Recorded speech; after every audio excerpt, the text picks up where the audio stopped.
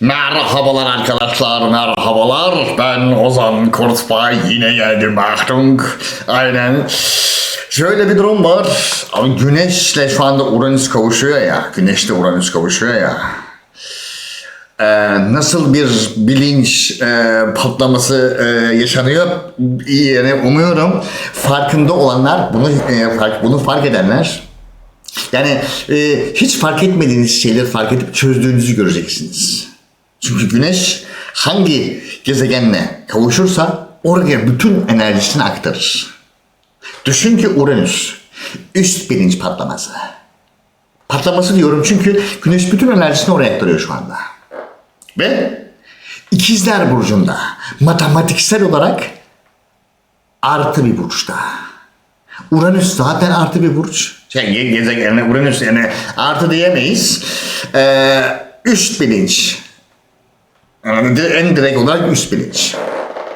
Çünkü 3 tane gezegen vardır ki bunların eksisi artısı yoktur. Neptün, Uranüs, Plüton. Yani eğitim sınıflarında, videolarında onları izlerseniz orada bunu paylaşacağım zaten sırası geldiğinde. Şimdi arkadaşlar sizden bol bol like, bol bol yorum ve abonelik ve bildirimleri açarsanız da sizin açınızdan daha iyi olur. Aynen. Şimdi Ay Aslan Burcu'nda Eros kavuşumu var. Eros kavuşumu daha önceden söylemiştim. Aslan Burcu'ndaysa zaten ateş elementi. Orada çok güzel bir kavuşum var. Eros nedir? En yakın tensel ilişkiler orgazma kadar, orgazmın bir yolu, orgazmın bir yolu değil, direkt yolu, aynen. Şimdi orada Ay duygusal bir patlama yaşatıyor şu anda. Tam da Güneş Uranüs'le kavuşuyorken. Aynen. Şimdi açalım hemen Solar Fire'ı. Hop. Solar Fire, where are you? Aynen. Bu yarın. Bu yarın ayın 23'ü. Bugün şu anda dön geriye abi. Ayın 22'sine burada farkındaysanız Ay Eros ile kavuşuyor Aslan Burcu'nda. Bu muazzam bir aşağıda bir kopma yaratıyor. Bak Güneş 1 derece İkizler Burcu'nda, Uranüs 1 derece İkizler Burcu'nda. Tam kavuşum. Şu an kavuşumun zirvesindeyiz. Net. Ve o kavuşum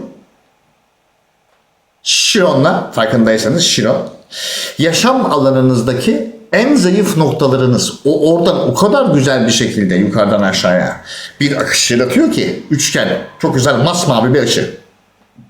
Ve Uranüs Güneş kavuşumu Plüton'a o kadar güzel bir açı yapıyor ki Plüton Kova'da artı çift artıdan bizim önümüzü açmamız için, Fortuna, Ay düğümü önümüzü açmamız için duygusal zekanızı ittirmeye çalışıyor. Ki yaşam alanınızdaki zayıf noktalarınızı fark edip onları geliştirebilirsiniz diye. Onlar için çaba sarf edebilirsiniz diye. Bugün bu. Yarın biraz sıkıntılı olacak. Neden sıkıntılı olacak? Ay çünkü Başak Burcu'na geçecek. Matematiksel olarak eksi bir burca. Hemen atıyorum yarına. Çat yarın. Farkındaysanız açı hemen değişti. Kare açı, muazzam bir kare açı var. Sizi resmen zorluya şöyle tarif edin. Bedensel olarak şöyle zorluya o akışa, gelişime doğru gitmenizi zorlayacak. Siz bunun için çaba sarf etmek zorundasınız. Çaba sarf etmek zorundasınız. Çünkü Başak gelişim demek. Başak gelişim demek yenilik demek. Hem de topraksal gelişim ve yenilik demek. Bunun için bütün matematiği kullanmanız gerekiyor.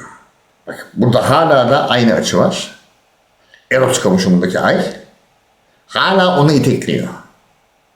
Plüton Uranüs'te hala üst bilince ilerle diye itiyor. Bunun için ne yapmamız gerekiyor? diğer bir eksi burçtaki olan Venüs'ü zihinsel, bilgisel yaratıcılık için 4 numaralı evde, 4 numaralı ev hangisi? Yengeç burcu. En güvenli alanımızı ve çatı evimizi, 4-10 aksımızı, Yengeç Oğlak aksımızı Jüpiter'in de verdiği desteklerle beraber bütün olasılıkları, her türlü olasılığı, sosyal medyadaki olasılıklar, yani her türlü gelişim aracını kullanıp maddesel yenilikler ve gelişimler sağlamak zorundayız matematiksel olarak. Kodlar önünde. Açıklıyorum işte kodları. Bunlar matematiksel kodlar. Bu gezegenlerin matematiksel değerleri var. Anlattığım gibi. Kimi eksi değer, kimi artı değer. Bak, Ay yarın eksi değere geçmiş olacak. Jüpiter de orada, Venüs de orada. Eksi değer kötü bir şey değil. Çaba sarf etme. En basitinden söylüyorum ya. En basitinden söylüyorum. En basiti. Acıkınca ne yapıyorsun? Yemek yiyorsun değil mi? Ama tuzlu bir şey yiyorsun. Eksi. Çünkü tatlı artı.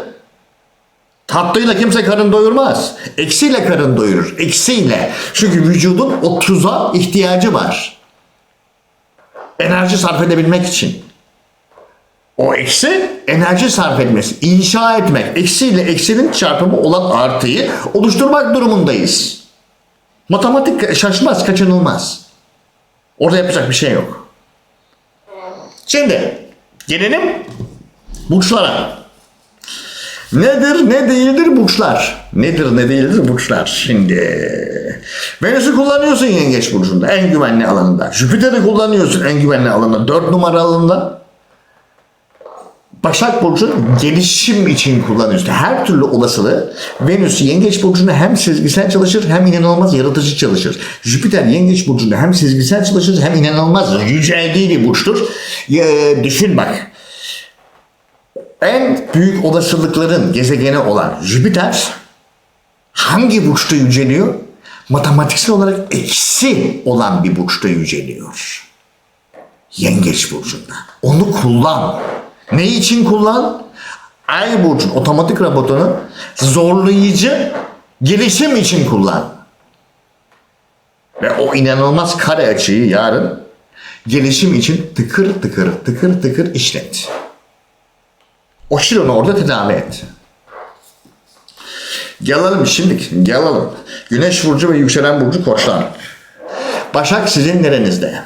Başak 7 numaralı eviniz terazi, 6 numaralı eviniz Başak. 6 numaralı evin konusu ne? Organizasyonlar ve kararlar.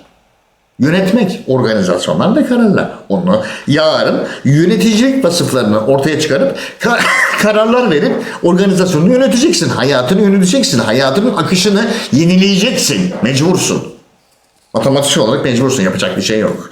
1 numaralı kart, 2 numaralı kart, 3 numaralı kart. Sayın koçlar. 1 numaralı kart der ki istikrarını koruduysan eğer kılıç yedilisi hiç kimsenin senin inandığın yolda hayatını organize ederken senin algoritmana eksi bir değer katmasına veya onların çıkarlarına hizmet ettirmediysen, kandırmadıysan ve kendin zihinsel algoritmanın akışının istikrarını bozmadıysan ya da error verdirmediysen sayın koç bir süre önce şu anda olasılıklarla ilerleme aşamasındasın. Hangi olasılıklar? Yarınki Ay Başak olasılıklarıyla. Ve bütün en iyi olasılıkları değerlendirmen gerekiyor. Eksiyle eksiği çarpıp artıyı çıkarman gerekiyor. Ama uzun vadede sana istikrar getirecek olan, çünkü Başak uzun vadede istikrarı arar. Kestirmeden gidişat yoktur. Kestirmeden gidişat yoktur. Eğer sen değneklerin dörtlüsünü yaşamak istiyorsan, ben bu gelişimi sağladım kutlamasını yapmak istiyorsan alacağım haberlerle beraber yardırman gerekiyor sayın koç. 6 numaralı evde. O organizasyonu işleyeceksin, güncelleyeceksin. Başka matematiksel bir olasılık yok. Hesabını az önce yaptık. Başka matematiksel bir olasılık yok. Olmaz yani. Ve Gerekirse alıp başını gideceksin. Eğer orası sana orası uzlaşmayı sağlamıyorsa. İnatla hayır bunlar benim doğrularım. Tamam o zaman sen bilirsin. Orada yapacak bir şey yok. Ben uzlaşmacı oldum mu kardeşim? Oldum. Bitti. Sen bunu kabul ettin mi? Hayır. Benim kafamda bir dünya soru işareti vardı. Bunların hiçbirini cevaplamam. Bitti. Ben o kutlamayı sağlayacak olan olasılığı değerlendireceksin. Başkası yok. Yoksa kendi algoritman çöker. Error verir. Python der ki hataların hepsini ayıklanana kadar kımıldamıyorum. Bitti. Ondan sonra kutlamayı rüyanda görürsün. O zaman bir de seraptır dersin. Gelelim şimdi boğa burçlarına. 2 numaralı ev Koç, 3 numaralı ev 2 numaralı ev Koçsa eğer 8 numaralı ev Terazi'dir. 8 numaralı ev Terazi ise 6 numaralı ev 7 numaralı ev Başak'tır. Öyle olması gerekiyor. Evet. Hayır. Alçalan Akrep. Yükselen Boğa'sa alçalan Akrep. 6 numaralı ev Terazi, 5 numaralı ev Başak. Yaratıcılık evi. Yarın bütün yaratıcılığınızı sergilemeniz gerekiyor sayın Başaklar. Toprak elementi, siz de topraksınız, siz de eksi değersiniz, Başak da eksi değer. Yardırın abi. Savunmadan çıkın, gelişin. 1 numaralı kart, 2 numaralı kart, 3 numaralı kart. Ne diyormuş? Şimdiye kadarki süreçte tılsımların onlusunu iyi kullandınız mı? Köklü, kaliteli değerler. O görüşmelerin içinden çıktın mı? Çünkü bu geçmiş kartı. 3 kart varsa eğer birincisi geçmiş, ikincisi şimdi, sonra olasılıklar. Aynen. O olasılıkları değerlendirmeye başladın mı? O olasılıkları değerlendirmek için o sorumluluğu alman gerekiyor ama. Çünkü o sorumluluğu alıp yaratıcılığa start verip akışa geçmen lazım sayın boğa yarın. Ben böyle iyiyim, benim değerlerim böyle iyi diyorsan şu tılsımların onlusunu unut. Rüyanda görürsün. Aynı Koç gibi. Tılsımları unut ondan sonra. Gelmez. Olmaz çünkü oraya sorumluluk, emek ve akış lazım abi. Senden başkası, senden daha iyi yaratıcı, senin yönetici bu gezegenin Venüs, senden daha yaratıcı. Venüs nerede? Yengeç burcunda abi. En garantisinde, bu garanti sana dahi yetmiyorsa, o dümene geçemiyorsa, artık ondan sonrasını yani, ondan sonrası nedir biliyor musun? Matematiksel olarak %200 garanti istemektir. Yemez. Orada terazi devreye girer, burada adaleti bozuyorsun der. Nokta. Gelelim şimdi İkizler Burcu'na. 4 numaralı ev bu durumda. 2 numaralı ev Yengeç, 3 numaralı ev Aslan, 4 numaralı ev Başak. Güvenlik alanınız. 4-10 aksı sayın ikizler. O aksın sahibi Yengeç ve Oğlak'tır. 4 ve 10. En güvendiğim alan, her şey güvende mi? Her şey net. O zaman o kariyeri zorlayabilirsin. Zorlayacaksın, mecbursun yarın. Orada yapacak bir şey yok. Tersinden gelecek. Neden? Çünkü Başak sana göre Merkür'ün öbür tarafı. Merkür'ün sol tarafında Başak vardır, sağ tarafında ikizler vardır. Sana ters gelen olaylarda risk alamazsın. Risk almadan yeniliğe gideceksin. Mecbursun çünkü toprak elementi. Sense havasın.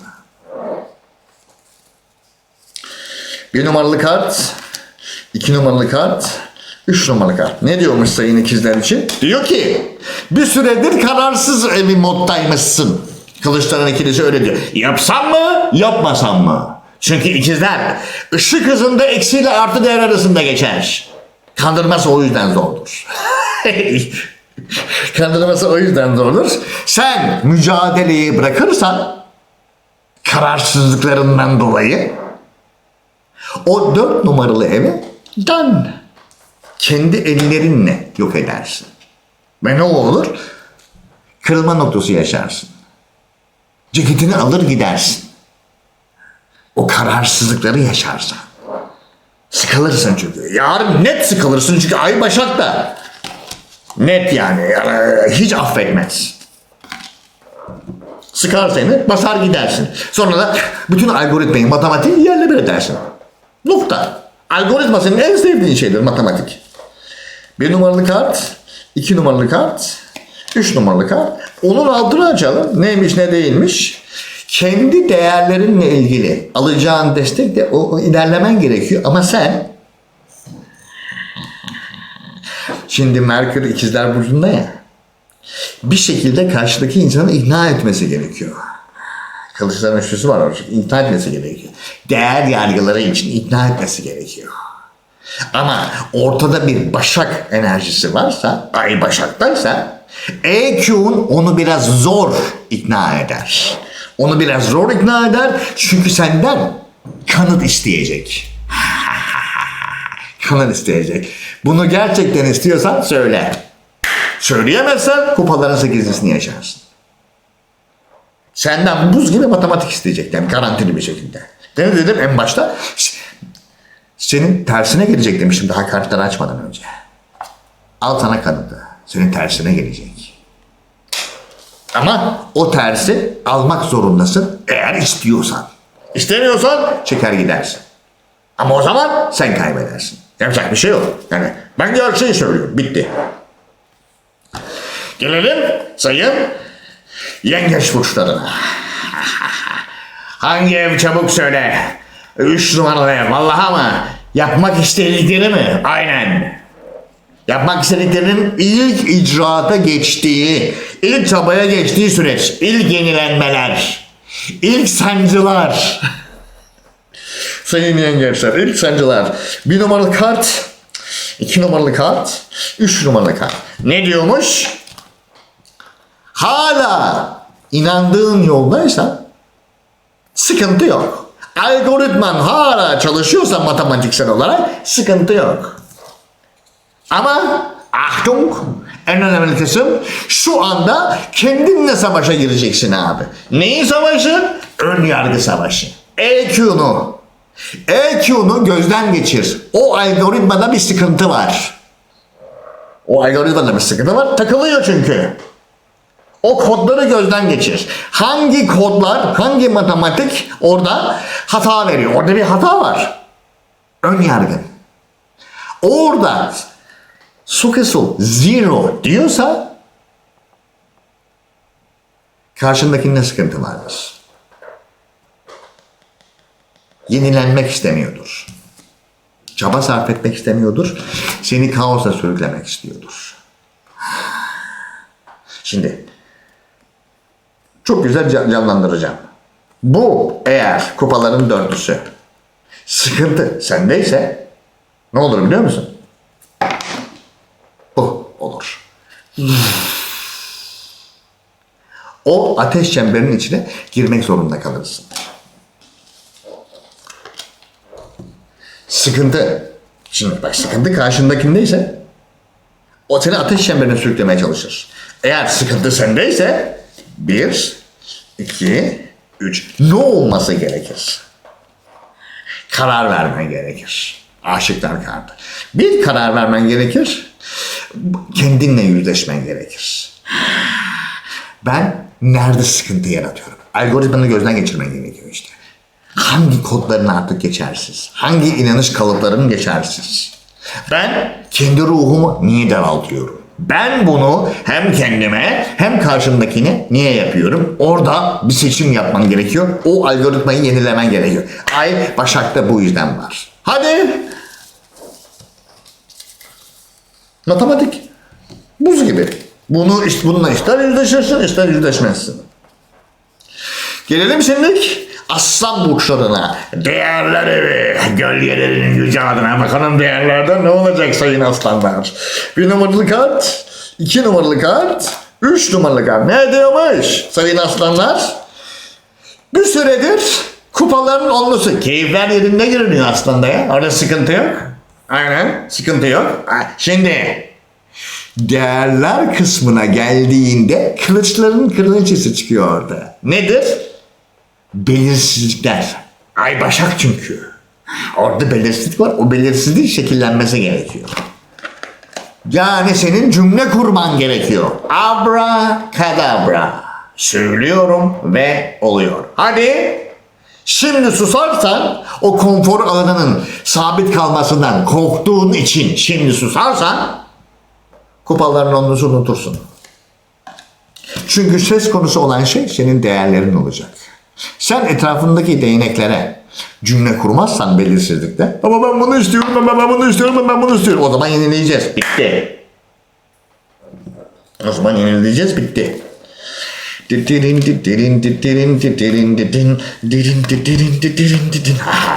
Ben önümü öngöremiyorum demen lazım. Ben önümü öngöremiyorum. O zaman o şalterin kapanması gerekiyor. Önünü öngöremediğin şalteri kapatman gerekiyor. Hatta kapattırman gerekiyor. Ve ama Achtung, değerler sana ait olduğu için sana kurulacak cümle şu olacak. Peki hangi taraftan gidelim? O sorumluluğu alabilecek mi? Alamazsan zaten o değerleri unut. Ne dedik Başak? Değerler evinde oraya yenilik gelmesi gerekiyor. O akış gelecek oraya. Mecbur, yapacak hiçbir şey yok. Senin o yönü bildirmen gerekiyor. Hiçbir şey yapmayın ama değerlerim aynı kalsın. Öyle bir dünya yok. Çünkü sabitsin ya, öyle bir dünya. Bunu isteyeceksin. Aha.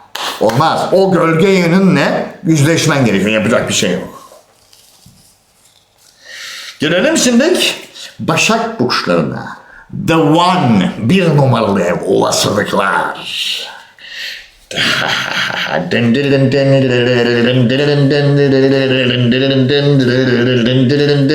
Sayın Başaklar, bir numaralı kart, 2 numaralı kart, 3 numaralı kart. Matematiğimiz ne diyormuş bir numaralı evde?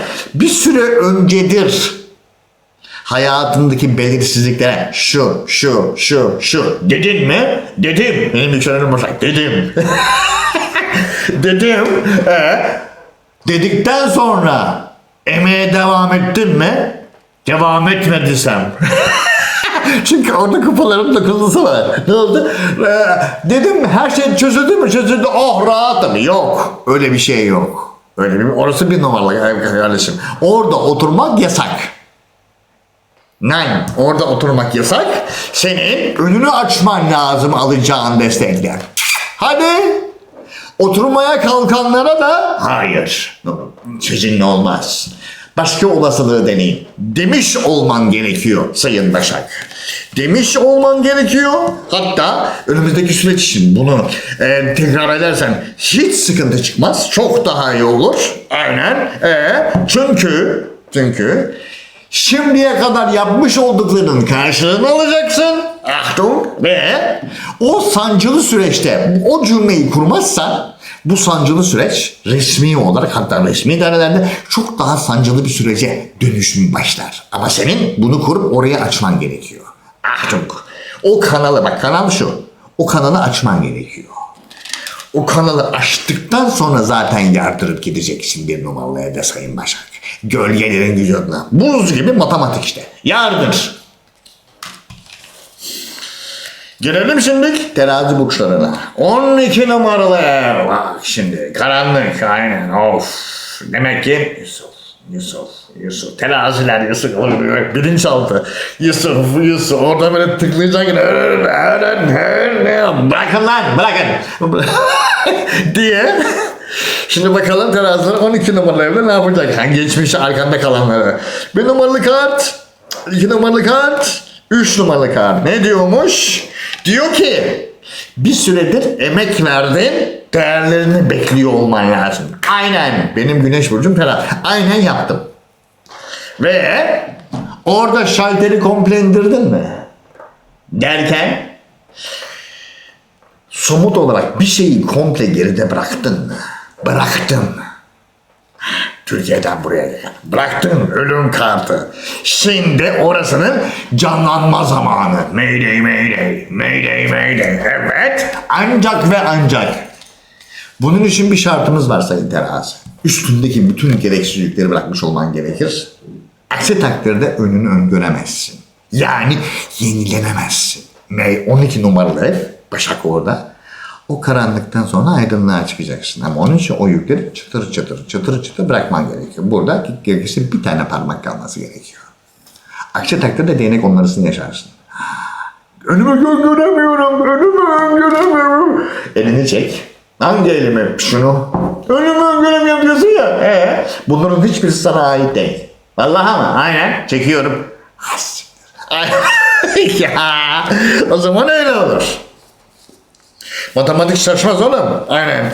1 numaralı kart, 2 numaralı kart, 3 numaralı kart. Ne diyormuş? Diyor ki o değerlere sonuna kadar odaklanman lazım. O şalteri kapatman gerekiyor abi.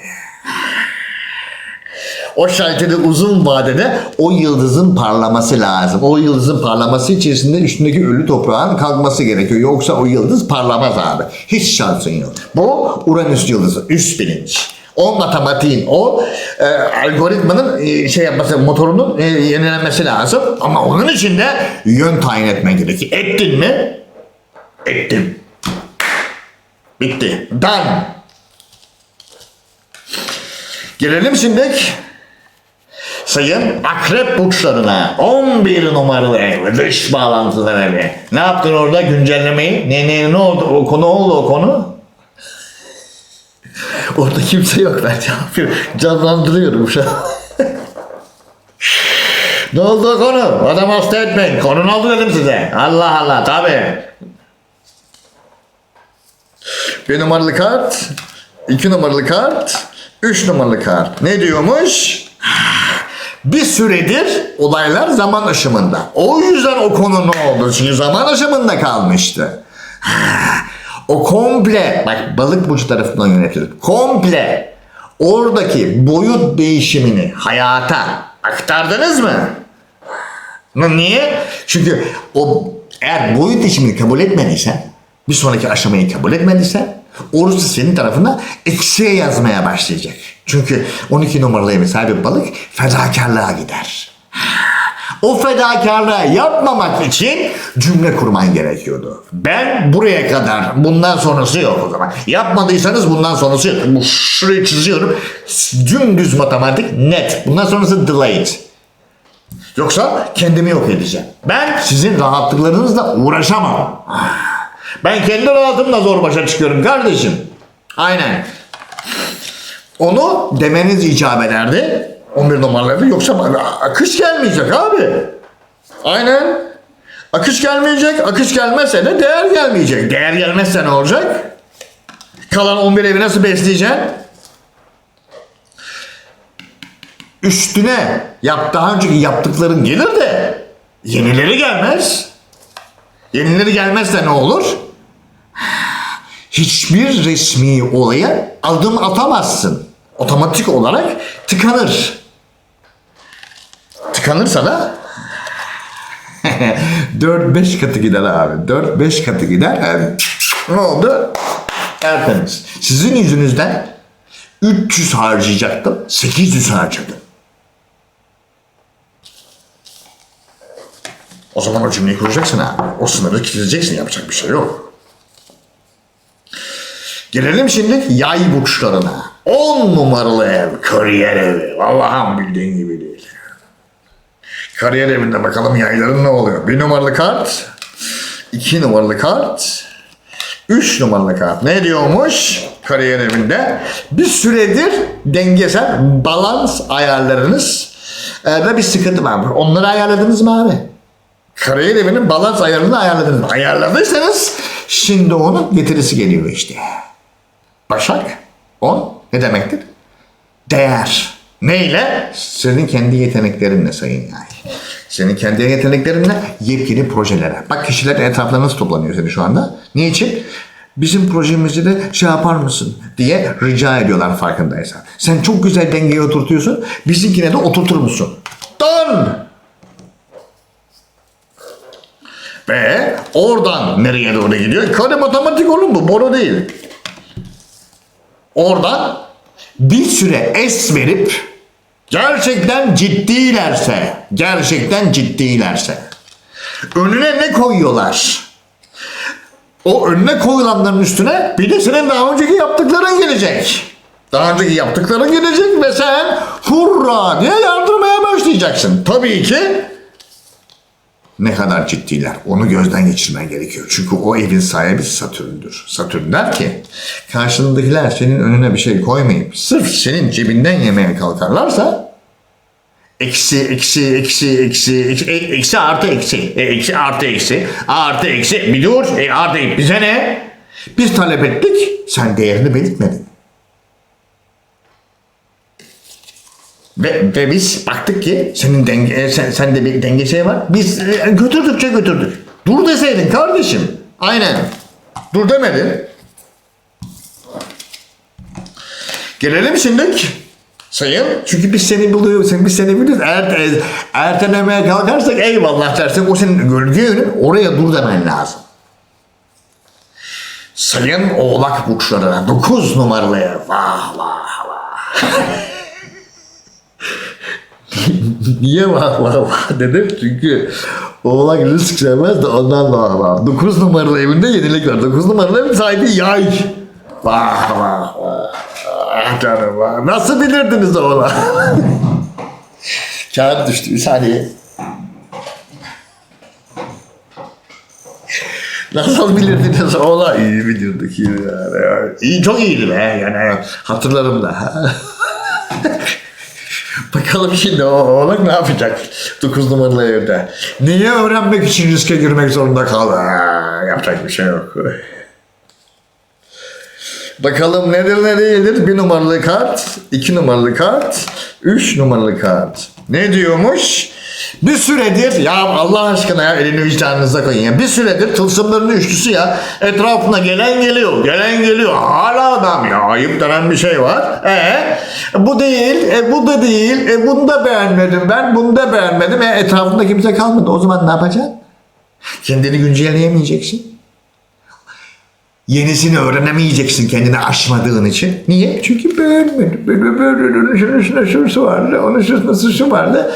%200, %300, %400. Hayırdır sen ne kadar garanti arıyorsun bu kadar? Böyle. Ne olacak? Dan. O yüzden vah vah vah dedim ben. O yüzden vah vah. Abi matematik bu yani şaşmaz.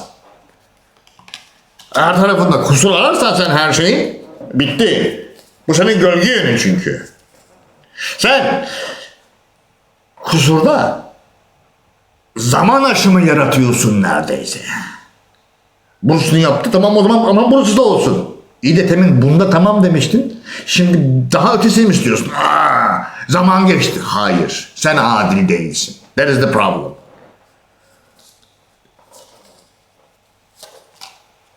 İki, üç. Ne diyor orada? Sen kaybedeceklerin arkasından koşturmaya devam edersen böyle ne olur sonuç? Değer kaybedersin. Sen o gelenlerle beraber o güncellemeyi tamamlaman gerekiyor. O güncellemelerle de doğrularından vazgeçmen gerekiyor. Çünkü o doğrular artık gitmiş o doğrular. Gitmiş. Zaman aşımı yapay zekada yoktur. Yoktur. Ondan sonra değerlerini alamazsın. Çünkü yapay zeka o kadar yani o aşama Plüton Kova yapay zeka aşaması senin zannettiğin zaman kavramının çok ötesinde çalışır. O yüzden de onları bırakman gerekiyor. O kavram anlayışını. Yapacak bir şey yok Sayın Kova. Sayın Oğlak diyorum ha. Gelelim şimdi Kova'ya. Dirin 8 numara açık düşmanlar ve başkalarının kaynakları. Akıllı. Orada güncelleme olması gerekiyor. Hadi ya bildiğin gibi değil. Bakalım şimdi Sayın Kovalar 8 numaralı ölüm evi ya. Boru mu oğlum? Aynen. 1 numaralı kart. 2 numaralı kart. 3 numaralı kart. Ne diyormuş Sayın Kovalar için? Bir süredir sizi bir gergin görmüşler. Öyle bir şey varmış. Niye? Olasılıklar tutmuyormuş. Acaba havadan nem kapıyor olabilir misin? Daha ama bak Tılsım'ın prensesi nedir? Kılıçların prensesi nedir biliyor musun? Daha yeni o aşamaya geçecek. Tabii ki öyle hazır gelmeyecek. Üstüne sen de emek sarf edeceksin o olasılıktan. Yani her şeyi hazır bekliyorsan işimiz var. Her şeyi hazır bekliyorsan işimiz var. Uzlaşmacı davranacaksın arkadaşım. Adamı hasta etme. Aynen. Adamı hasta etme. 8 numaralı. Sonra başkalarından alacaklarını kaybedersin. İşte ben bitti o zaman. Arrivederci Sayın Koma, arrivederci. Aloha, Allah görüşmeyelim bir daha. Derler. Orada üstünü bir açalım. Aynen. Alacağın haberlerle harekete geçmen gerekiyor.